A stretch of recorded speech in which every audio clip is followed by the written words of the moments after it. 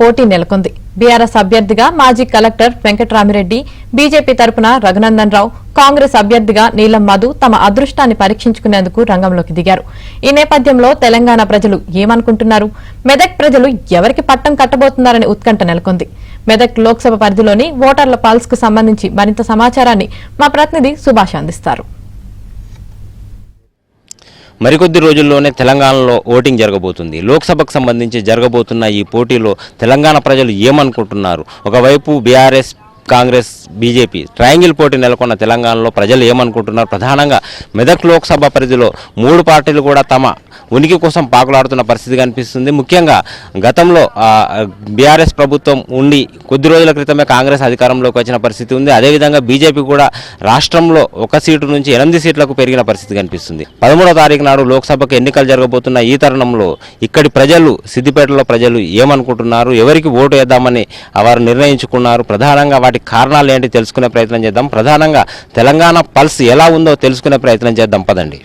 కుమ్మటి చెరువు పైన ఉన్నాం. ఇక్కడ చాలా మంది వాకర్స్ ఉన్నారు, వారిని అడిగి తెలుసుకుందాం. సార్ చెప్పండి, ఒకవేళ మీరు ఓటు వేద్దాం అనుకుంటే ఎవరికి ఓటు వేద్దాం అనుకుంటున్నారు, ఎందుకు అనుకుంటున్నారు? అంటే మన దేశాన్ని కాపాడే వాళ్ళు వేస్తే బాగుంటుందని మన ఉద్దేశం ఉన్నది.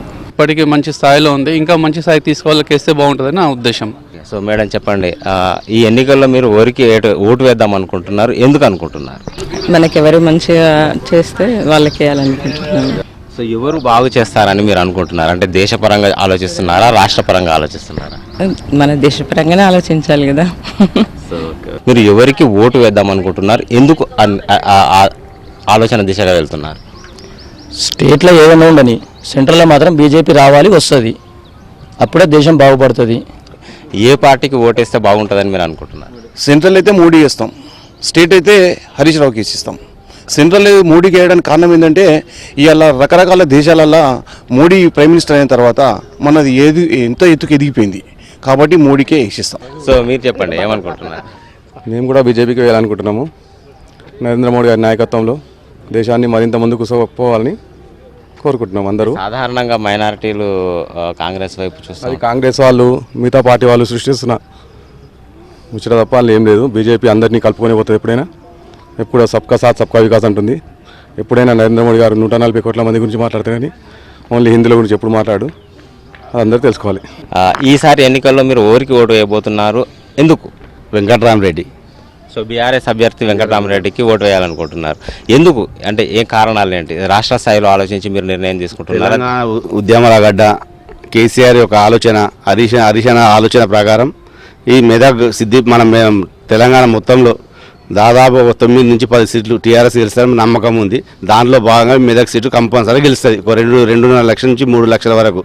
ఇది ఒక మా మెజార్టీ, మా యొక్క అభిప్రాయం. సార్ మీరు చెప్పండి, ఎవరికి ఓటు వేద్దాం అనుకుంటున్నారు? మేమైతే మన దేశానికి ఇప్పుడు సెంట్రల్గా చూసుకుంటే మోడీ గారు చాలా బాగా చేస్తుండు. ఆయన యొక్క వర్క్ను చూసి మన దేశాన్ని ఏ స్థాయికి తీసుకుపోయిండు అన్న ఒక మంచి ఎయిమ్తోని, ఆలోచనతోని మేము మా మోడీ గారికి వేద్దామని ఆలోచన ఉంది. బీజేపీకి కొంత మద్దతు ఎక్కువ కనిపిస్తున్న పరిస్థితి కనిపిస్తుంది. అదేవిధంగా చాలామంది కూడా బీఆర్ఎస్ కూడా తమ ఓటు వేస్తామంటున్నారు. ప్రధానంగా బీజేపీకి ఓటు వేయడం వెనక దేశంలో మారుతున్న పరిస్థితులను వారు గుర్తు చేస్తున్నారు. అటు కాశ్మీర్లో కావచ్చు, ఇటు అంతర్జాతీయంగా స్థాయిలో కావచ్చు. బీజేపీ ఆధ్వర్యంలోని మోడీ ప్రభుత్వం చేస్తున్న పనుల పట్ల చాలామంది ఆసక్తి కనబరుస్తున్న పరిస్థితి అయితే కనిపిస్తుంది. వీడియో జర్నలిస్ట్ గిరితో సుభాష్, ఏబిఎన్ ఆంధ్రజ్యోతి, సిద్దిపేట.